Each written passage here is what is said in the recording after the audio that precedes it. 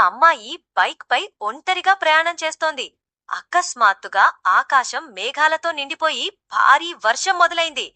వర్షం నుంచి తప్పించుకోవడానికి ఆమె రోడ్డు పక్కనున్న ఒక చిన్న పూరి గుడిసెలోకి వెళ్ళింది. ఆమెకు ఎంతో ప్రశాంతంగా ఉన్న ఒక శివలింగం కనిపించింది. అది చూసిన వెంటనే ఆమె హృదయం భక్తితో నిండిపోయింది. ఆనందంగా ఆ శివలింగాన్ని ఎంతో గౌరవంతో తీసుకుని ఇంటికి తీసుకెళ్లాలని నిర్ణయించింది. ప్రారంభించిన కొద్దిసేపటికే ఒక పాము ఆమెను మౌనంగా అనుసరించడం మొదలుపెట్టింది. కొంత దూరం వెళ్లిన తరువాత ఆ పాము ఆమె ముందు ప్రత్యక్షమై మృదువుగా ఇలా అడిగింది, "నాకు తిరిగి ఇవ్వు." ఆ మాటలు అమ్మాయి భయంతో వణికిపోయింది. కన్నీళ్లతో చేతులు జోడించి శివలింగాన్ని ఆ పాముకి తిరిగి ఇచ్చేసింది.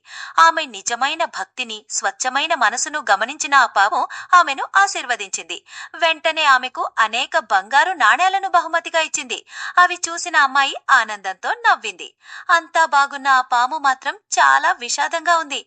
అది చూసిన అమ్మాయి పామును కారణం అడిగితే ఆ పాము మెల్లగా ఇలా చెప్పింది, "లైక్ కొట్టారు కానీ ఇంకా సబ్స్క్రైబ్ చేయలేదు."